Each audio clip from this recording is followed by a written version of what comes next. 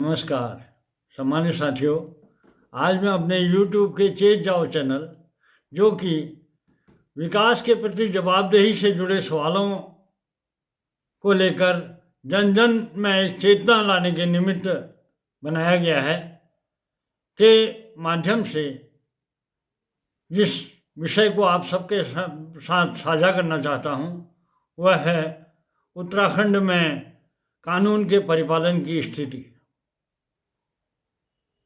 इस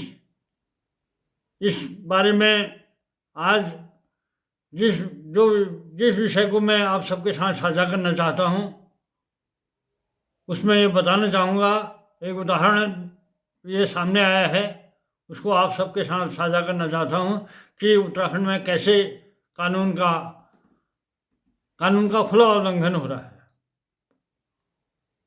इस मामले को मैं आपके साथ साझा करना चाहूँगा और इसको एक जनरलाइज करके अगर देखें, राज्य गठन के बाद से लेकर आज तक की स्थिति देखें तो तमाम कानून के उल्लंघन के तमाम मामलों में लंबी फेहरिस्त है। उन जो कानून के उल्लंघन की जो लंबी फेहरिस्त है उन सब से आप भली भांति वाकिफ़ हैं।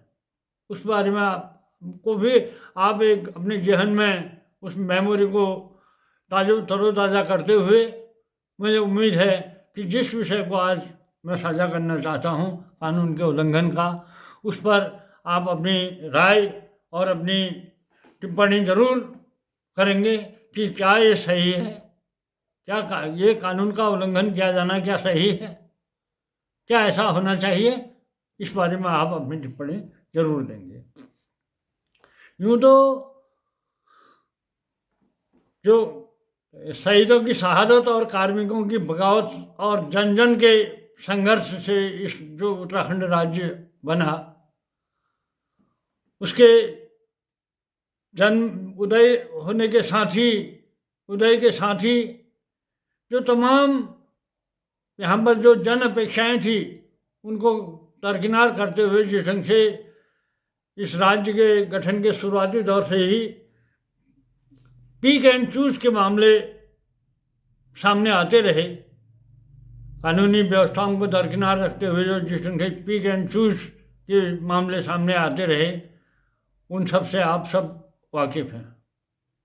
और अगर एक शॉर्ट में उनका अगर एक तरोताज़ा करें हमने दिलो दिमाग में तब से लेकर आज तक के मामले, तो जो राज्य गठन के शुरुआती दौर में जो कानूनी व्यवस्थाओं को दरकिनार करते हुए जो पिक एंड चूज के मामले शुरुआत हुई, वो कहाँ से हुई, अगर उसको एक नज़र दौड़ाएं तो इस राज्य के विधि का जहाँ पर से संचार होता है, व्यवस्थाओं जहाँ पर से निर्मित होती हैं, बनती हैं, व्यवस्थाओं का संचार होता है यहाँ से, क्योंकि पूरा जो व्यवस्थाएं हैं व्यवस्था से गवर्न होते हैं हम सब। तो जहाँ पर व्यवस्था का विधि का निर्माण होता है, सर्वोच्च सदन विधानसभा है। विधानसभा में जो बैकडोर से नियुक्तियाँ हुई उनमें कानूनी व्यवस्थाओं को ताक में रखते हुए जो पिक एंड चूज के मामले करते हुए जो तमाम भर्तियाँ हुई, उसके बाद राज्य आंदोलनकारियों की नियुक्तियाँ हुई। तो इन सब को देखते हुए जो आम जनता की जन की जो अपेक्षा थी कि इस राज्य में कानून का राज होगा और सबको समान अवसर मिलेंगे, संविधान से गवर्न होते हैं सब, और संविधान में आस्था रखने वालों को जब ये लगा कि आज संविधान की धारा आर्टिकल 14 और 16 का जिस ढंग से उल्लंघन होते हुए लोगों ने देखा, तो उससे सब हतप्रभ होकर रह गए। उसके बाद राज्य पुनर्गठन अधिनियम के तहत कार्मिकों के बंटवारे के मामले को ले लें या परिसंपत्तियों एवं दायित्वों के मामले को ले लें, तो उनमें भी राज्य पुनर्गठन अधिनियम का जिस ढंग से उल्लंघन होता रहा, उससे भी आप सब वाकिफ़ हैं। इधर फिर मूल निवास की बात करें, मूल निवास का प्रमाण पत्र, जो यहाँ के मूल निवासियों की पहचान, जो मूल पहचान है, जिस राज्य के लिए हम लड़े भिड़े और सब कुछ अपना कुर्बान किया, उस राज्य का गठन होने के बाद हमारे मूल पहचान जो थी उसी को दफन कर दिया गया। जो कानून को दरकिनार करते हुए पूरा केंद्र सरकार द्वारा पूरे देश में जो कानून है मूल निवास प्रमाण पत्र के लिए, वो मूल निवास की जो परिभाषाएं हैं वो परिभाषाएं, उत्तराखंड पहला एक ऐसा राज्य है जहाँ पर से वो परिभाषाओं को सब दरकिनार करते हुए यहाँ पर अपनी व्यवस्था चल रही है। मूल निवास के उपयोग और उसके उस पर विचार करने में ही उन्होंने साफ मना कर दिया। ऐसे उत्तराखंड का पहला राज्य है पूरे देश में मूल निवास के लिए जो कट ऑफ डेट है और जो उसकी परिभाषा है, उत्तराखंड में वो चीज़ नहीं है। और उसको लेकर वर्तमान में, इसको एक्सप्लेन इसलिए कर रहा हूँ क्योंकि वर्तमान में इसको लेकर पूरा मूवमेंट जारी है और शतरंजी चालें चल रही हैं लोगों को डाइवर्ट करने के लिए। सरकार बता रही है कि हम जन जन की अपेक्षाओं के अनुरूप जो वाजिब निर्णय होगा वो करेंगे, और मूवमेंट चलाने वाले मूवमेंट में लगे हैं। तो कानून तो बनते आए। ऑडिट एक्ट को ले लीजिए, ऑडिट एक्ट 2012 में ले लीजिए, आरटीआई एक्ट को ले लीजिए। आरटीआई एक्ट जो कि एक हमारा सूचना का अधिकार है जो हमें दिया गया है, उसी का किस ढंग से उल्लंघन हो रहा है, किस ढंग से उसमें पीक एंड चूज हो रही है, मोनोपोली हो रही है, टाल मटोल हो रही है, उससे जन जन वाकिफ है। तो इस प्रकार तमाम जो मामले आए रहे, उसमें सबसे बड़ी बात है कि आर्टिकल 14 और 16 विधि के समक्ष समानता और आर्टिकल 16 के अंतर्गत रोजगार में समानता के अवसर। तो ये इन मामलों में जब इस ढंग से कानून के उल्लंघन के मामलों में बातें हैं, इनके आगे इतनी अगर इसमें एक एक करके बात करें, सबके जनजीवन के जीवन में है कि क्योंकि हर कोई इससे दो चार हुआ है, हर कोई रूबरू हुआ है राज्य गठन के बाद से लेकर आज तक, प्रत्यक्ष अथवा अप्रत्यक्ष रूप से हर किसी ने इसको फेस किया है। तो उसी प्रकार जब हमें अच्छी तरह याद है, क्योंकि राज्य गठन के लिए हमने भी पूरा 94 दिन तक अपनी कुर्सियों को ताक में रखते हुए सड़कों पर संघर्ष किया, और मुजफ्फरनगर कांड जैसे बर्बरतापूर्ण कांड में मौत से रूबरू हुआ मैं। और उसके बाद राज्य बना, तो राज्य बनने के शुरुआती दौर में जो तमाम बुनियादी समस्याएं थी उनको लेकर संघर्ष भी किया, वार्ताएं भी हुई, समाधान भी निकाला गया। उन्हीं में से एक याद ताज़ा होती है उस राज्य गठन के बाद यहाँ पर जो जिन पदों पर लोग वर्षों तक उम्मीद लगाए थे कि अगर ये रिटायर होगा तो हम इसमें पदोन्नति पाएंगे, और जो पदोन्नति वाले हो जाएगी उसकी, तो ये पद खाली होगा तो बेरोजगार उसमें रोजगार पाएगा। इस ढंग ये चेंज जो है उससे सब किसी की, हर किसी की अपेक्षाएं थी। लेकिन राज्य गठन के बाद देखा हमने तो यहाँ पर पीक एंड चूज की पॉलिसी तो चली रही थी हर जगह में, पूरे राजकाज के भीतर में। हर कोई चाहे कोई जिन सब लोग हतप्रभ इसलिए रह गए थे कि क्योंकि जो आंदोलनकारी थे, आंदोलनकारियों में ही खाई बढ़ गई। जिसके वहाँ प्रमाण पत्र है वो आंदोलनकारी हो गया, जिसके वहाँ प्रमाण पत्र नहीं है वो आंदोलनकारी नहीं है। आंदोलनकारियों में ही फाड़ हो गए, जन जन के बीच में फाड़ हो गए। किसी आंदोलनकारियों में से भी किसी का राजनीतिकरण हो गया, कोई सरकारी कुर्सियों में बैठ गए, तो तमाम मतलब सब अस्त व्यस्त बात है। तो इस ढंग से जो राज्य गठन के शुरुआती दौर में हम कार्मिक संगठनों की बात करूं, जो हमने मूवमेंट किए उस समय जो बुनियादी समस्याएं थी उनको लेकर जो संघर्ष किया, और सरकार और शासन के आला अधिकारियों के साथ बातचीत करके उनका समाधान कराया, उस कड़ी में सबसे उस समय की एक टॉप बात ये थी जो चेन बनी है कि पदोन्नति खाली पदों पर पदोन्नति होगी। पदोन्नति जो अगर नीचे वाला पद पदोन्नत हो जाएगा तो नीचे वाला पद खाली होगा, उसमें बेरोजगार जो उसको खाली पदों की आस लगाए है वो उसमें आएगा। तो ये जो चेंज थी, इसके तहत हमने देखा कि वो उस समय यहाँ पर सेवा विस्तार दिया जाने लगा। उस समय था उत्तराखंड नहीं, उस समय लिखा जाता था उत्तरांचल शासन। तो उस समय क्या था, जब सबसे पहली बात ये रही कि राज्य बनने के बाद वर्ष 2002 में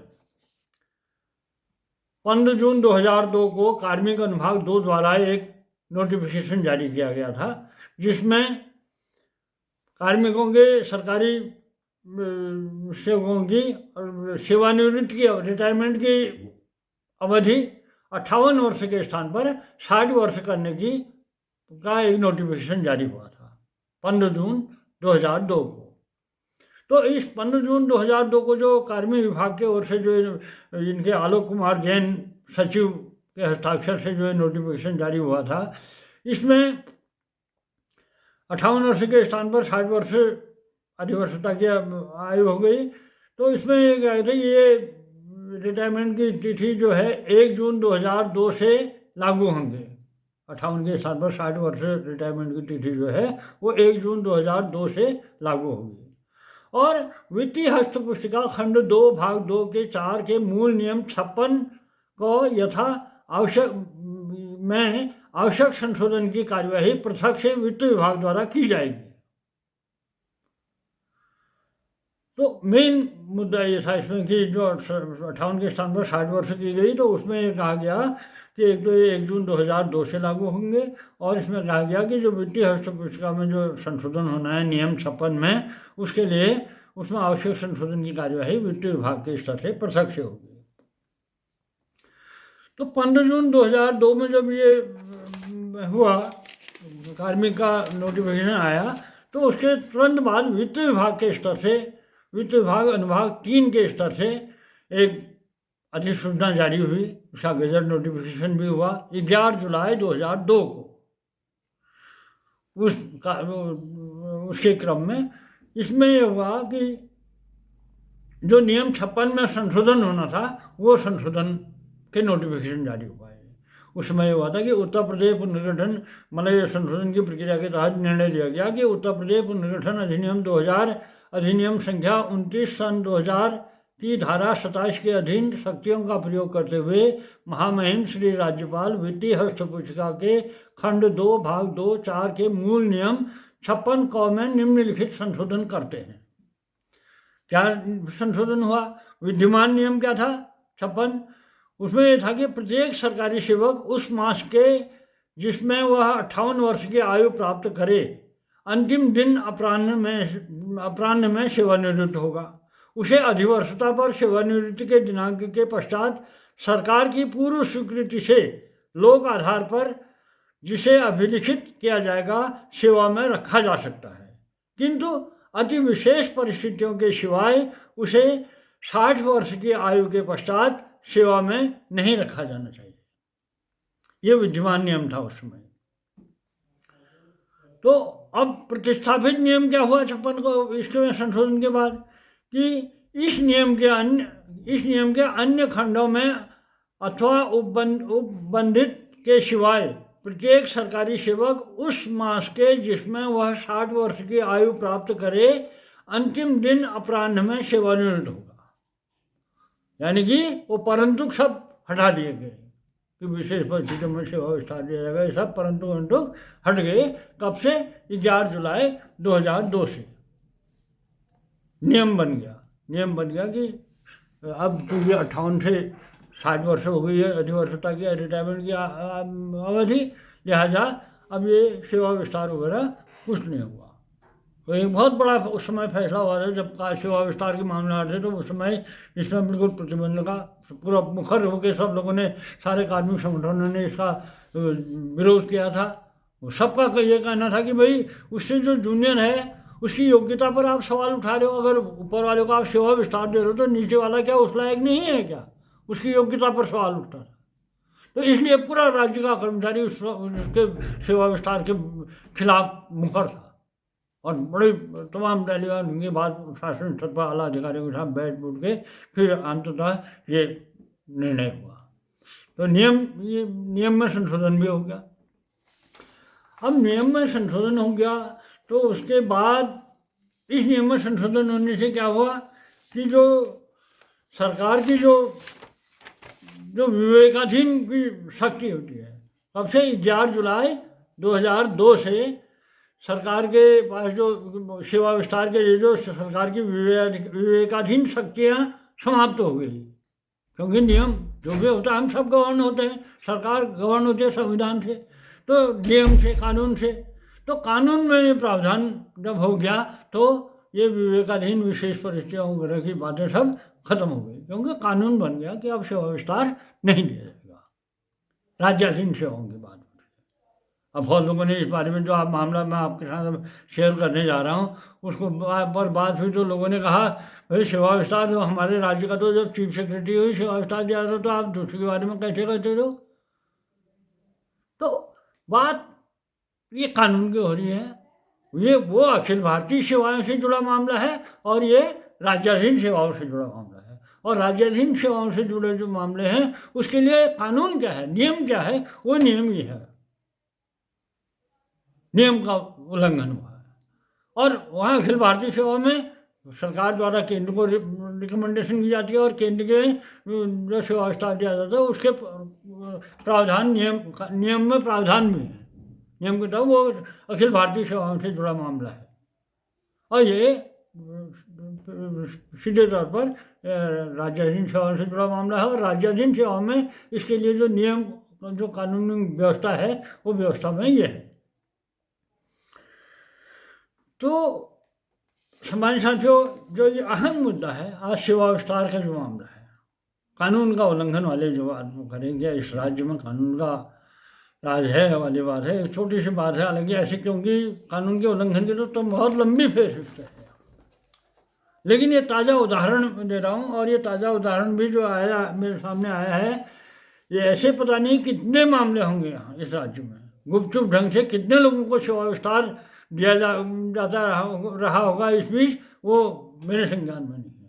तो अब बातें आ रही है, इस मामला आया है तो बातें और भी आ रही हैं, 4-5 मामले मेरे संज्ञान में आ गए हैं बातचीत में ही कि अरे फलाना भी था। इसी PWD विभाग की जो बात मैं आज का खुलासा करने जा रहा हूँ इसमें पूर्व में भी ऐसे मामले आए हैं, ये संज्ञान में आया है। लेकिन जो मामला आज की डेट में हमारे संज्ञान में आए है, क्योंकि मामला ये है तो ये लोक निर्माण अनुभाग एक उत्तराखंड शासन के लोक निर्माण अनुभाग 1 से एक कार्यालय ज्ञाप जारी हुआ है 30/11/23 को।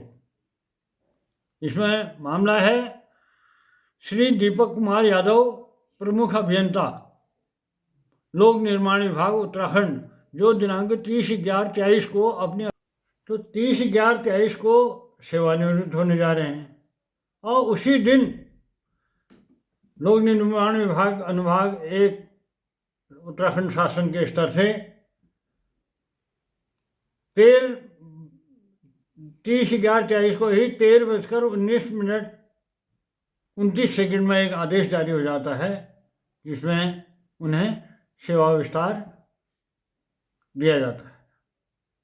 और सेवा विस्तार के लिए जो उनकी विशेष सेवाओं का हवाला देते हुए जो बातें आदेश में उल्लिखित हैं कि श्री बद्रीनाथ श्री केदारनाथ धाम के निर्माण एवं पुनर्निर्माण कार्यों के साथ ही मानस खंड के अंतर्गत विभिन्न कार्यों को आरंभ किए जाने जैसे राज्य के अति महत्वपूर्ण परियोजनाओं के नियंत्रक अधिकारी के रूप में अंतर्विभागीय समन्वय एवं अनुश्रवण किया जा रहा है, जिन्हें समयांतर्गत पूर्ण किया जाना आवश्यक है। उक्त के अतिरिक्त अब उनकी और क्या विशेष परिस्थिति है, उक्त के अतिरिक्त प्रमुख अभियंता के पद पर पदोन्नति हेतु पोषक संवर्ग अर्थात मुख्य अभियंता स्तर 1 के पद पर दिनांक 30/6/23 से कार्यरत अभियंताओं के 6 माह की परिवीक्षा अवधि के अधीन होने की स्थिति के दृष्टिगत व्यापक जनहित में श्री दीपक कुमार यादव को लोक निर्माण विभाग में उनके कार्यानुभव एवं तकनीकी योग्यता को ध्यान में रखते हुए विशेष परिस्थितियों में प्रमुख अभियंता के पद पर स्थायी नियुक्ति होने अथवा 6 माह जो भी पहले हो तक के लिए सेवा विस्तार दिए जाने की श्री राज्यपाल सहर्ष स्वीकृति प्रदान करते हैं। इसमें यह भी कहा गया है कि श्री दीपक कुमार यादव का सेवा विस्तार विशेष परिस्थितियों में अपवाद स्वरूप किया जा रहा है, इसको भविष्य के लिए किसी अन्य प्रकरण में दृष्टांत नहीं माना जाएगा। तो ये सेवा विस्तार का आदेश यूँ तो ये इसको 30/11/23 को सेवा विस्तार के आदेश हुए हैं और वो अपने काम कर रहे हैं, सब कुछ कर रहे हैं। मेरे दिमाग में आई तो मुझे वो यादें आ गई राज्य गठन के शुरुआती दौर में जब हम ये सेवा विस्तार के हम सब लोग मुखर थे और आज जब नियम बन गया सेवा विस्तार नहीं दिए जाने का कोई व्यवस्था नहीं है, कानूनी व्यवस्था ही नहीं है, तो उसके बावजूद अगर ये कार्य सेवा विस्तार दिया जा रहा है का आदेश मेरे संज्ञान में आया, तो मुझे वो मेमोरी मेरी जागृत हो गई और मैं इसमें बिना अभी अपनी अभिव्यक्ति के बिना मैं रुक नहीं पाया। क्योंकि अब और इसी के साथ में जब आ रही बात कानून वाली बात है, ये तो एक छोटा एग्जाम्पल है, कानून के लंबे उल्लंघन के तमाम फेरिस्ते हैं। लेकिन ऐसे ही मामले में अब जब बात आती है, अभी इन्वेस्टर समिट हुआ था, हमारे माननीय मुख्यमंत्री देश विदेश सब जगह गए और उन्होंने इन्वेस्टर समिट के लिए सबको इनवाइट किया और इतने बड़े उद्योगपति यहाँ पर आए इन्वेस्ट करने के लिए, सब लोगों ने बात। तो इन्वेस्ट समिट में इनवाइट करने के लिए जहाँ जहाँ भी माननीय मुख्यमंत्री जी गए, उन्होंने एक बात कही कि आप यहाँ उत्तराखंड में निवेश करने के लिए क्यों करें। तो उनमें उन्होंने यहाँ के जल जंगल ज़मीन और नेचुरल आबोहवा को के साथ ही जो एक मेन बड़ी बात कही, वो कहा कि यहाँ पर कानून व्यवस्था बेहतरीन है। ये बात भी उनके तमाम सोशल मीडिया में, उनके कई चैनलों में मैंने उनकी बात को सुना, तो ये बात भी मेरे दिमाग में आ गई। कानून व्यवस्था वाली बात है, तो कानून व्यवस्था हमारी कैसी है, एक ताज़ा उदाहरण है, एक छोटा सा उदाहरण है। और ऐसे सेवा विस्तार कानून जब नियम ही नहीं है, तो उसके नियम के विपरीत आप ऐसा कर दे रहे हैं। फाइनेंशियल हैंडबुक में जब उसको व्यवस्था को समाप्त किया जा चुका है, तो फाइनेंशियल हैंडबुक का बिल्कुल सीधे कानून का ही उल्लंघन है। अब मेरे आया तो मैंने कहा भाई इसमें अपने मेरे से रहा नहीं गया उन मेमोरी को, ये तमाम मेमोरी मेरे दिमाग में ताज़ा हुई। लेकिन मैंने कहा भाई इसमें तो हम अपनी बात को करेंगे ही। यहाँ पर गलत को गलत और सही को सही कहने के लिए हम चाहे इसमें जान चली जाए, सब कुछ हम बर्बाद हो जाएँ, लेकिन गलत को गलत और सही को सही ही कहेंगे, चाहे हो ना हो। लेकिन अपने एक संतोष होगा कि हाँ, हम गलत को गलत और सही को सही कह रहे हैं। जिस राज्य के लिए बनाने के लिए हम लड़े सब कुछ किया, आज हम वहाँ पर ऐसे कानून का उल्लंघन होते मामलों को देखे अगर हम चुप हो जाएं, तो ये अपने दिल को गवारा नहीं किया। और इसी के क्रम में आई कि जवाबदेही वाली बात है। ऐसे मामलों के लिए जवाबदेह कौन है? चितई स्थित न्याय के प्रतीक चितई स्थित गोलजू के दरबार में विकास के लिए जवाबदेही हेतु जो फरियाद लगाई, उसके बाद एकता यात्रा भी निकाली। यहाँ चितई स्थित गोलजू के मंदिर से लेकर रामपुर चौराहा स्थित शहीद स्थल तक, वो तमाम ये जवाबदेही के सवालों को लेकर जन जन को चेताने के लिए, सजग हो कराने के लिए जो हमारी मुहिम है, शहीदों के सपने के रूप में आवाज़ दो हम एक हैं के नारे को धरातल पर कार्यान्वित करने के लिए, साकार करने के लिए जो मुहिम छिड़ी है, उस मुहिम के तहत ही मैं ये बात करना चाहता हूँ जन जन से कि ये ऐसे जो भी नियम कानूनों के से का उल्लंघन के मामले में है, उसको लेकर जवाबदेह कौन है, आखिर जवाबदेह कौन है। क्योंकि हम सब ने देखा है, डायरेक्ट और इनडायरेक्ट, हमारे अगल बगल हों चाहे सब बातें हों, लेकिन ये देखा है हमने ये चीज़ें बहुत गौर से की है। शासन के भीतर तक का काम काज से हम वाकिफ़ हैं। मैं खुद ऑडिट डिपार्टमेंट में रहा हूँ, यहाँ के हर विभागों का ऑडिट करने का मुझे मौका मिला। कहाँ पर क्या, किसकी क्या कुंडली है, कैसा है, क्या है रास्ता से बहुत अच्छी तरह वाकिफ़ है। लेकिन हमने ये जो चीज़ गौर करी, राज्य बनाने के लिए लड़े भिड़े सब कुछ किया, लेकिन राज्य बनने के बाद यहाँ हमने ये देखा कि जो काम होने वाला है वो भी नहीं हो सकता है, और जो नहीं होने वाला है वो भी यूं चुटकी बजाते ही हो जाता है। अब इसमें कौन कितना सक्षम है, क्या है, ये अपनी अपनी बातें हैं। जो जहाँ पर नियम है वहाँ पर भी काम नहीं होगा, और जहाँ पर नियम नहीं है वहाँ वो नियम के विपरीत भी कार्य हो जा रहे हैं, जिसके अपनी अपनी बातें हैं। अब ये क्यों हुआ, इसके पीछे क्या इंटेंशन है, क्या है, कैसे है, ये तो हर कोई उसको एनालिसिस कर ले, अपने अपने गिरबान में खुद झांक ले। क्योंकि जानवर भी आँखों की भाषा को जानता है, इंटेंशन तो शो हो जाता है कि कहाँ पर कैसी विशेष परिस्थितियाँ हैं, वो सब जानते हैं। लेकिन कैसी ही विशेष परिस्थिति हो, हम सब संविधान से अगर गवर्न हो रहे हैं, तो संविधान को ओवरटेक करते हुए हम कुछ भी नहीं कर सकते हैं। संविधान देता है ना शक्ति, जिसको सेवा विस्तार दिया गया है, जिसने सेवा विस्तार दिया है, उसको सेवा विस्तार देने की शक्ति किसने दी है? हमारी व्यवस्था ने दे रखी है, संविधान ने दे रखी है। और संविधान में दे रखी है, तो संविधान में जो शक्ति दे रखी है सरकार को, वो 11 जुलाई 2002 से वो शक्ति समाप्त हो गई। नियम बन गया, कानून बन गया कि ये व्यवस्था नहीं है। तो फिर भाई ऐसा कैसे हो गया? ताज़ा उदाहरण है कानूनों के उल्लंघन के। तो जो मामले हैं, जो फड़फड़ाहट हमारे अंदर है, उनको देखते हुए वो तो अपनी जगह है ही, लेकिन ये ताज़ा मामले को लेकर जो हमारे पूरे बैकग्राउंड में जो मेमोरी हैं, उन सब बातें ताज़ा होती हैं और ये गलत है। और जो उससे जूनियर है क्या वो इस योग्य नहीं है? राष्ट्र का सुचारू व्यवस्था, हम सब बातें इन बातों में कह चुके हैं।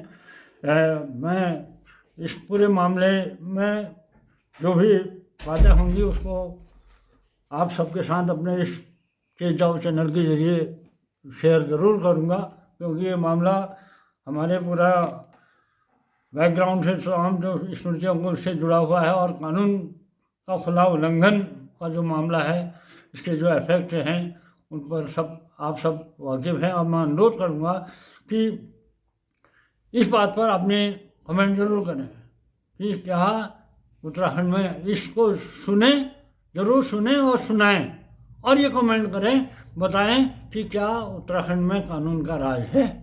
इस पर आप अपनी सहमति हाँ या ना में बताएं। जो भी आपने खुली प्रतिक्रिया इसमें जाहिर करेंगे, ऐसा मुझे विश्वास है। आगे जो भी इसमें डेवलपमेंट होगा, ऐसे कानून के उल्लंघन से जुड़े जितने मामलों में जो जवाबदेही से जुड़े मामले हैं, उन सबको आपके साथ शेयर करते रहूँगा। आप सबसे अनुरोध है कि मेरे स्टेज जाओ चैनल को लाइक, सब्सक्राइब और शेयर करते रहें। धन्यवाद।